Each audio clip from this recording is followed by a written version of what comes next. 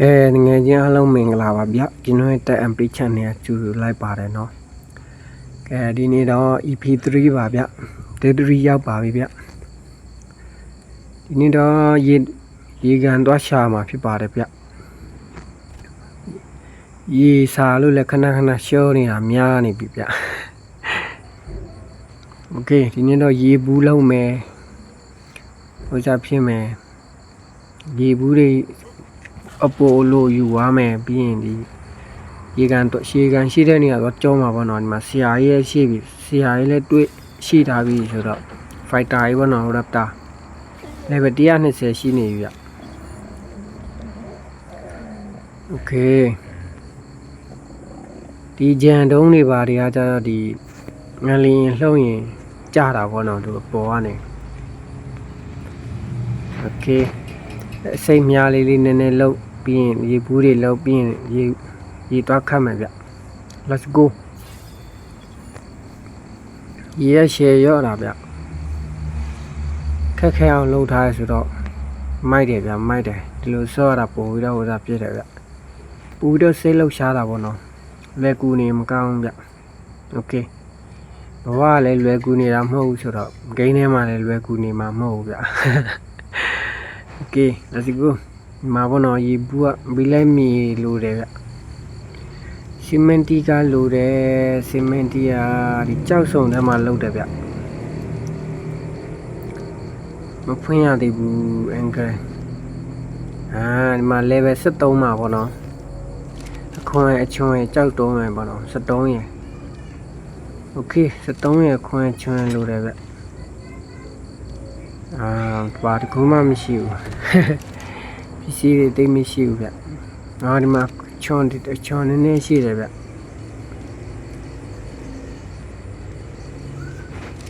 โอเค73လေးတော့ရှာရမယ်ဗျ let's go ဒီနေ့ဗီဒီယိုလေးကို like ကြည့်ပေးပါအောင်ဗျ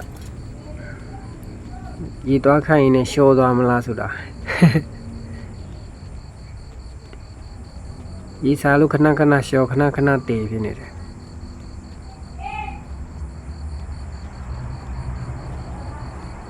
ကြောက်တုံးနေလည်းကုန်နေပြီဗျဒီနားမှာရှယ်တူးထားတာမက်တယ်တွေကနည်းနည်းပဲရတယ်ဗျ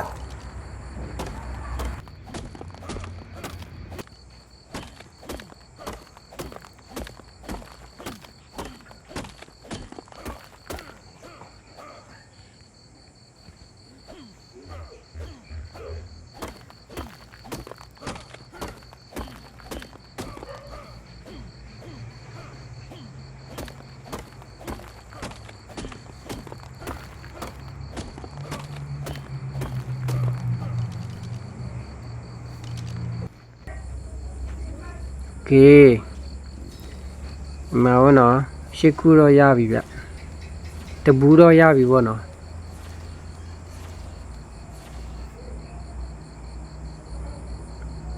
โอเคတဘူး9ခုဗျဒီမှာတဘူးရပြီဗျနောက်တော့ခွန်နေချွန်နေတော့ရှာရမယ်ဗျဘယ်မှာခရတာတော့လှန်တစ်ချောင်းရပြီဗျလှန်တစ်ချောင်းโอเคဒီမှာလှန်တစ်ချောင်းရပြီမရေစာလို့တွေးကိုရှယ်ရော့နေတာဗျမပေါင်သားလေးနည်းနည်းกินလာတာပေါ့နော်กินပြီးတော့ယူရမယ်ဗျဒီတိုင်းထိုင်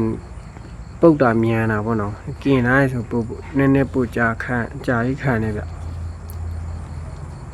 အကောင်တွေပါလေတွေးရင်ဖမ်းရအောင်လို့ပေါ့နော်โอเค let's go ဒီစီးလေးစုံပြီဆိုတော့ဒိုးမယ်ဗျာရေဘူးတဘူးပေါ့နော်โอเคဒီနေရာလက်မှာဗျ let's go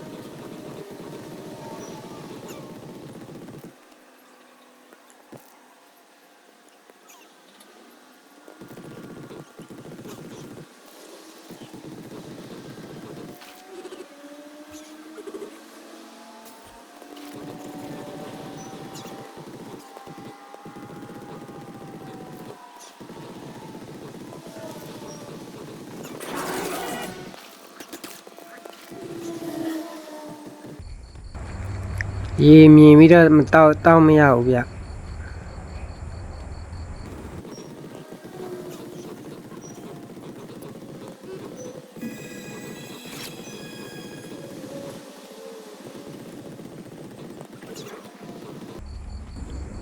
โอเค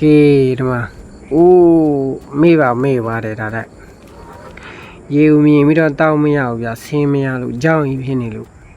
လမ်းကိုရှာနေရတာပေါ့နော်ပတ်လန်းနဲ့တွားမှာဗျမေ့ပါတယ်ဘလာတာတယောက်ပြောသလိုရေစာလို့အယိုးတွေတောင်ကျိုးတယ်ဆိုတာ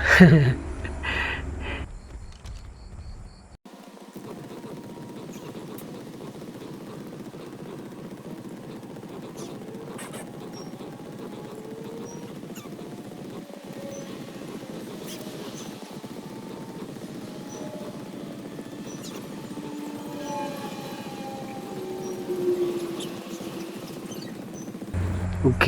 ရေတော့တွေးပြီဗျဒီဘက်ပတ်လာမယ်ဟိုဘက်ကနေပတ်ပြီးတွားမှရမယ်ဗျโอเค let's go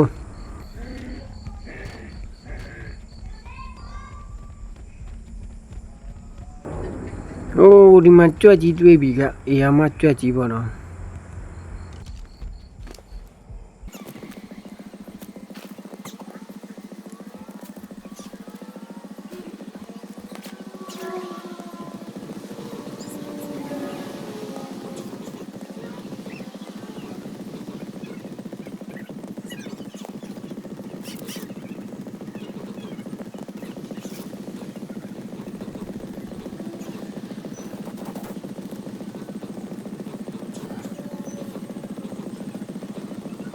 โอเคဗျာနောက်ဆုံးတော့ရေကန်ကြီးရောက်ခဲ့ပြီဗျာရှောတော့မယ်မြင်းရေလေးတိုက်ကြပါအိုးအေးမြသွားတာပဲရှိသမျှရေဘူးတွေအကုန်ခတ်ဆန်းစားလိုက်တဲ့ရေโอเคနောက်ဆုံးတော့ရေကန်စီရောက်ခဲ့ပြီဗျဒီမှာစခန်းပြန်လာတာပေါ့နော်မတောင်တက်တဲ့ဂျိတ်လေးလာလှုပ်တာဗျ။တောင်တက်ချိတ်ပြီးတော့တက်ကြည့်မှာပေါ့နော်။ဒီမှာတန်းနေမတဲလေးကြိုထားတယ်ဗျ။ပြီးရင်ဒီမှာအစိတ်အိုးတွေပေါ့နော်။အစိတ်အိုးတွေကြိတ်ထားတယ်ဘီလက်မြေကြိတ်ထားမှာဗျ။ဒီမိစေတနက်လောက်မှာပေါ့နော်။ Okay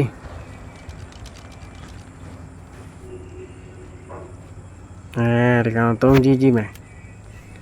တောင်အမြင့်နေတက်လို့ရတယ်တဲ့ဗျနိုင်ရနေကုတ်တက်လို့ရတယ်တဲ့ဗျတခါမှတော့မတက်ဘူးတဲ့ဦးကောင်လားစမ်းကြည့်မယ်ဗျ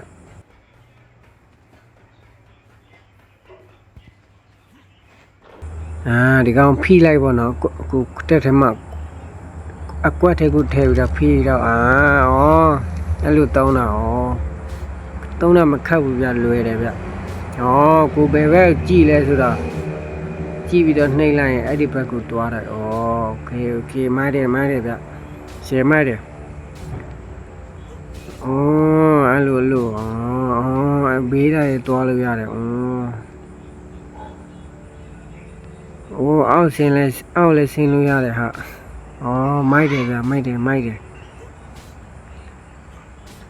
မြင့်နေတက်လို့ရတာပေါ့နော်တက်ပြီးတော့ပြန်မစင်းတိုက်တော့ချောမှာပဲ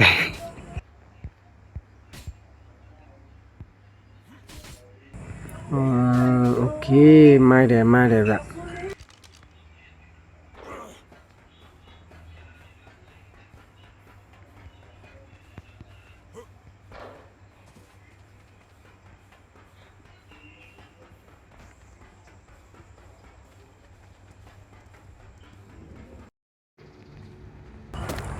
ဒီမှာဆောနာရေတောက်တဲ့နေရာမှာမက်တယ်လာတူးတာပေါ့နော်ဥစားတွေးခဲ့လို့ဗျမက်တယ်တုံးတွေပေါ့နော်โอเคမက်တယ်တုံးတွေတွေးကြတော့မက်တယ်လာတူးတာဗျမှာโอเคပြေးသွားပြီတင်လို့မနိုင်တော့ဘူးဒါမီးဖွင့်နီးပြေးသွားပြီဗျ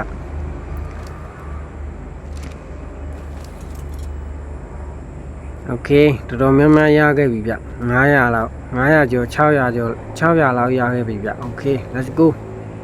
စကန်ပြန်ရအောင်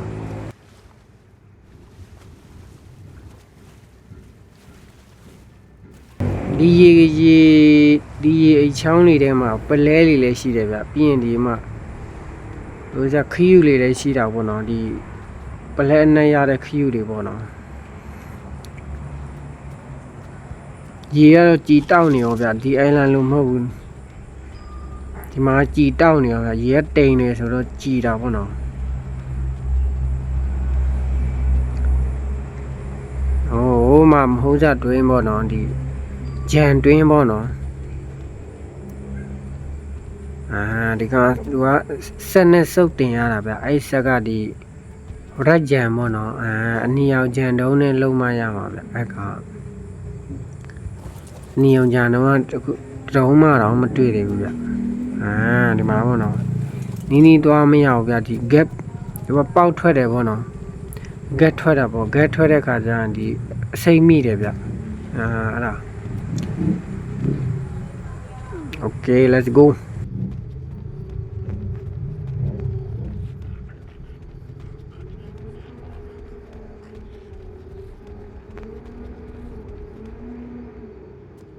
လေးလို့နည်းနည်းပဲသွားနိုင်တယ်ဗျမတဲတုံးနေတင်လာတာ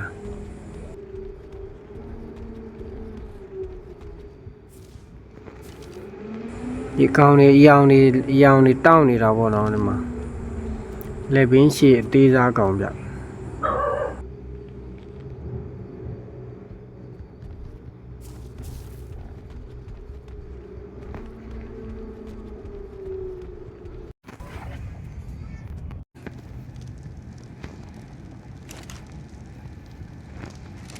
อเคတကယ်စခန်းပြန်ရပြီဆိုတော့မတဲဒီကြိုမယ်ဗျ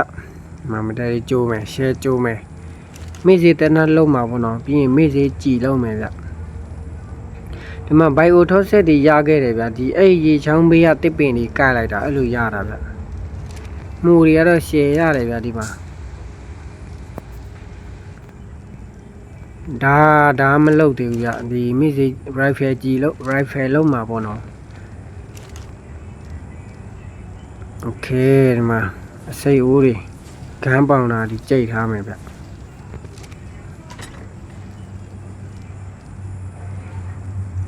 မဂန်းပေါင်တာဒီစုထားတယ်ဗျ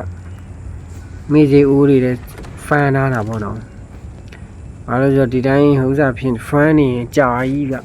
ဘာမှမလုပ်ရသေးဘူးတနားရီဝက်လောက်ကကျိုးနေပြီတော့ဖန်တင်တဲ့ပစ္စည်းတွေကြိုပြီးတော့ဖန်ထားတာပေါ့နော်ဖြတ်တဲ့နေရာလေးဖြတ်တာပေါ့နော်โอเคဗျ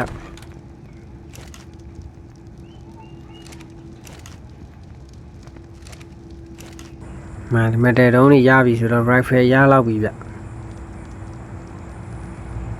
โอเค rifle ရပြီယေ rifle ရပြီဆိုတော့ rifle ကြည်လို့တယ်ဗျဒါရေးကြည်စံအရင်လောက်ကတာပေါ့နော် rifle ကြည်32တောင်းရတယ်โอเคပြီးရင်ကြည်လောက်လိုက်မယ်ဗျကြည်32တောက်โอเคမတဲရီမြန်ကြိုတော့ဒါတိုးသားလာกินနေတာပေါ့နော်စခန်းဘေးမှာတိုးတွေကရှယ်ပေါ်တာဗျအသားပုတ်လို့ရင်ရှယ်မိုက်ရဗျခဏလေးနဲ့ပုတ်တယ်ဆိုတော့ဒါကိုကင်းဖော်ဗျဒီဟိုးစားစကင်လုံးမှာပေါ့နော်ဒူဘန်နီဒူစကင်ပေါ့နော်ဒီနားမှာဒူတွေတဲများတယ်ဗျမောင်တော့ဥအလုံး100လိုတယ်ဗျအဲ့တော့ရင်တော့ဖန်အောင်မယ်ဗျ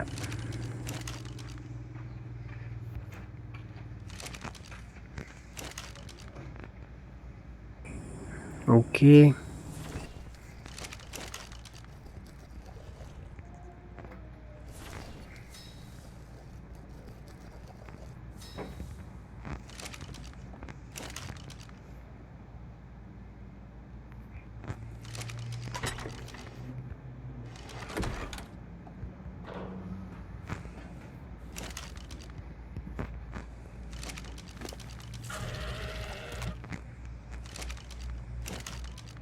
โอเคပေါင်တိုးသားလေးနည်းနည်းกินခဲ့လိုက်မယ်ဗျ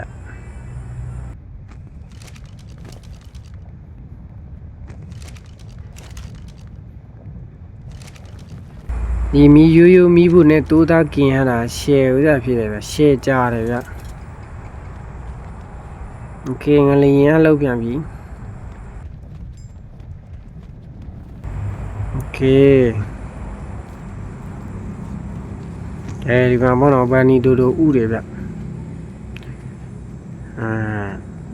ဒီမှာဒိုဒိုတွေကတော့မတွေ့ဘူးဗျဒီဗန်နီဒိုဒိုတွေပဲတွေ့တယ်ဗျဘာလို့ဆို event ကောင်လေးပေါ့နော်အဲကြောင့်မလို့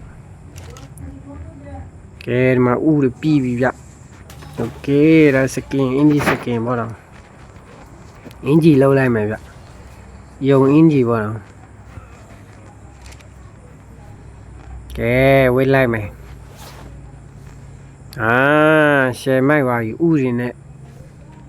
ဥအများကြီးနဲ့လူသားဖြစ်သွားပြီ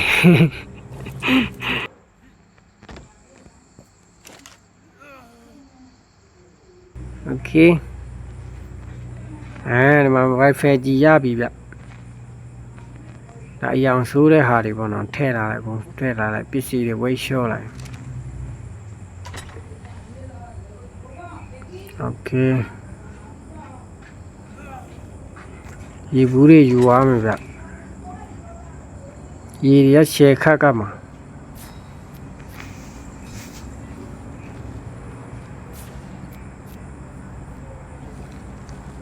โอเค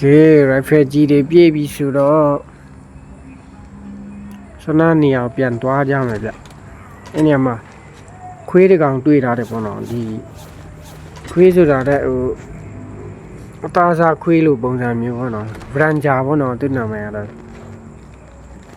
သူကကိုင်ဘီတွေးသူကကိုင်ဘီလင်းအဖက်လည်းပါတယ်ဗျတွေးဆူတဲ့အဖက်ပေါ့နော်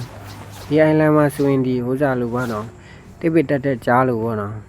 မိုက်တယ်ဗျအကောင်ဝိတ်လဲနိုင်တယ်ပြီးရင်ကျိုးတွေတဲ့ຫນွေကျိုးတွေပေါ်လဲတက်လို့ရတယ်ဗျဒီကောင်တွေးထားတယ်ဗျ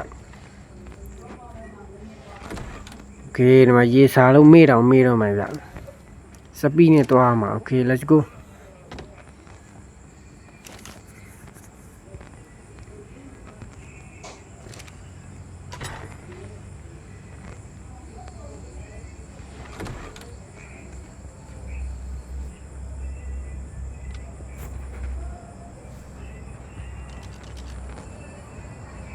โอเค Wi-Fi ကြည်စင်နေပြီโอเค follow မယ် Raptor ကြီး Fighter ကြီးပေါ့နော်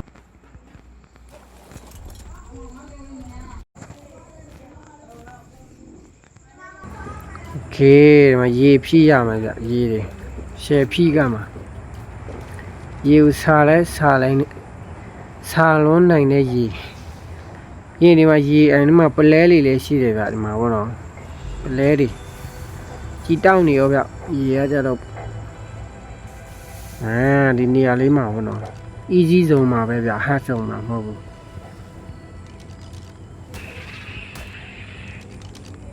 ကဲတို့ထဲမှာငါးတွေလည်းရှိတယ်ဗျ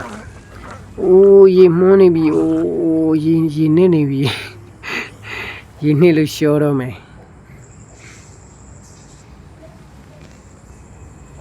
ပြီးရင်ဒီမှာ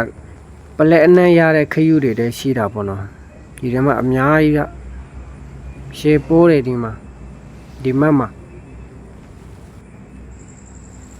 โอเคပြီးရင်ဒီမှာအဲ့တော့တွေးတာပေါ့နော်အဲ့တော့ကြွက်အေးမှာကြွက်ကြီးရဲ့စတဲ့ရတယ်ဗျသူအဲ့တော့ဒီပုံစံတခြားမဲ့အဲ့တော့လေးမဟုတ်ဘူးဗျဒီဂူတွေကအဲ့တော့လေးပုံစံမျိုးဗျကဲဒီမှာဟုတ်နော်အဲ့ Ramja ဆိုတဲ့ခွေးပေါ့နော်level 90ဗျ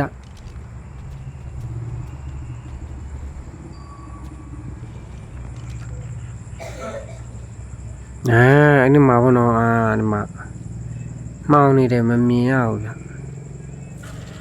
โอเคဒီမှာပေါ့နော် level 90အမကြီးဗျကဲဒီကောင်ဘာလို့ဟိုစားလုံးလိုက်မယ်ဗျထောင်ကြောက်ပေါ့နော်ဒီမှာထောင်ကြောက်တော့ကြီးလုံးမရမှာပေါ့နော်ဒီကောင်ကဘာလို့ခုံလို့ရတဲ့ကောင်ဆိုတော့တေးလုံးလို့မရဘူးဗျခုံတယ်ဗျဒီကောင်ကကျတော့အိုးလေးတာနစ်ခံနေရောဝိမနိုင်ဘူးဗျ โอเคချလိုက်မယ်ဒီနားမှာပဲ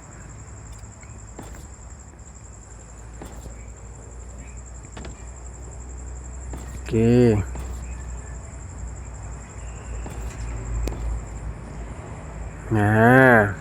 6ခုလောက်ဆိုရတယ်ဗျရှည်လောက်ပေါ့နော်ဒီမှာအပေါက်ရှိတဲ့ဝေါ်ကာမယ်ဗျဝါနှစ်ဆင့်ကာမှရတယ်ဗျတစ်ဆင့်နဲ့မရဘူးဗျဒီကခုံထွက်တယ်ဒီကောင်ခုံလို့ရတဲ့ကောင်ဗျရပ်တာလေးလို့မဟုတ်ဘူးဗျခုံလို့ရတယ်ဗျဒီကောင်မီးဖင်းလိုက်မယ်ရှယ်လမ်းမကြီးဗျ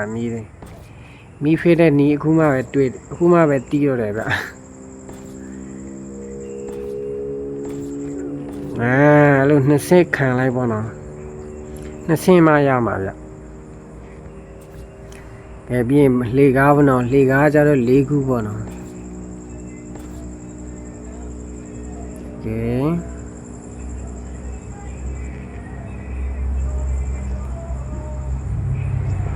ဟုတ်တတ်မရအောင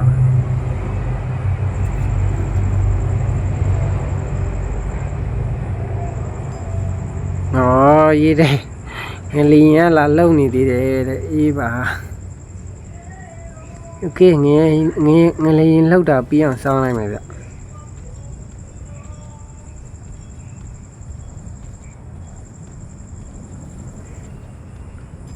အကောင်တွေကနေရာရွှေ့ထားရမှာပေါ့နော်ဒီဘက်မှာလာကတ်ထားမယ်ဗျရှော့သွားမှဆိုလို့ဒီကောင်ကျန်းနေဗျဒီဘီလင်းအဖက်ပါတယ်ဆိုတော့ကျန်းနေရှယ်ကျန်းနေလေးနေတယ်တစ်တာတွေโอเคပြထုတ်လမ်းလျှောက်လို့မရဘူးငလီရင်လှုပ်တာ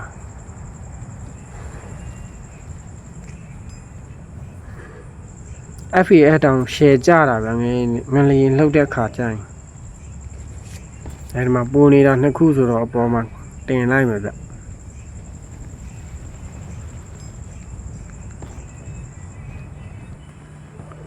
โอเค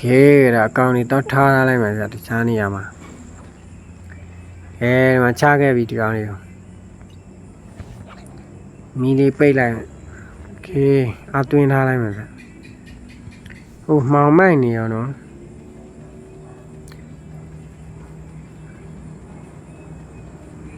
မှောင်မိုက်နေရောဗျဘာမှမြင်အောင်မိုးချုံနေလို့ပေါ့နော်လင်းအောင်ဒီစောင်းလိုက်ရင်ကောင်းမလားမသိဘူးဗျโอ้ဘူတော့လေးကလိုက်လာသေးတယ် following ဖြုတ်ခဲ့ဘူးမေ့ပါဗျ။တော့လေးရှော့သွားလို့မဖြစ်ဘူးဗျဒီကောင်လေးတော်တော်သုံးဝင်နေဗျ။လင်းအောင်မရှိရင်ဒီဥစားကောင်လေးလာစပွန်းတာပေါ့နော်အဲကောင်လေးအန်ဒီရဲ့ကြောင်းရတယ်ဗျဒီမင်းလေးလေးပေါ့နော်။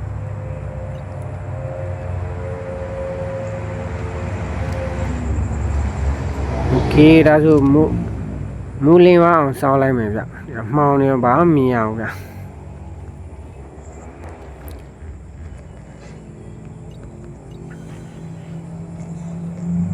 โอเคမီးဖွင့်ထားလိုက်ဘာမှမမြင်အောင်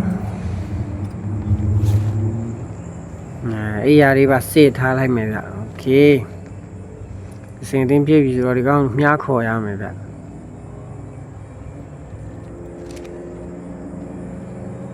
โอเคဝိတ်ဒီရှော့နေလောက်ရှော့ထားမှာဗျပြေးလို့ရအောင်ရှေ့ပြေးလို့ရအောင်ဗျโอเคဒါမူးလင်းသွားပြီပေါ့နော်ဒီကောင်တော့ခေါ်မယ်ဗျ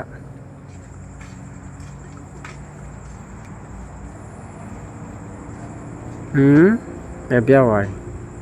စနာဒီကောင်ဒီနားမှာရှိတယ်ဗျအရှိုးသွားပြီနဲ့တူတယ်ဗျစတစ်ကိုတော့ကျုံးတာဒီမှာဟို level 90နှစ်မျောစရာကြီး level share များတာဒီကောင်ရှော့ရတယ်တဲ့ဒီကောင်မနော်စတစ်ကိုကြီးတော့ကိုက်တာပေါ့စတစ်ကိုကျုံးလိုက်တာရှော့ရတယ်ဒီအပင်ကတော့ healing လုပ်တဲ့အပင်ပေါ့နော်ကိုတွေးနေနေတဲ့အခါကျရင်နီးလေးတွားရင်တွေးရော့တယ်တွေးတန်တက်တယ်ဗျโอเคဒါတော့စခန်းပြန်လာလိုက်ပြီဗျဒီဖိုးကြမှာပြန်သွားရှာတော့မယ်ဗျလိုက်ရှာကြည့်တာလည်းမတွေ့တော့ဘူးဗျโอเคကျွန်တော်ရဲ့ EP3 ရတော့ဒီလောက်ပါပဲခင်ဗျာ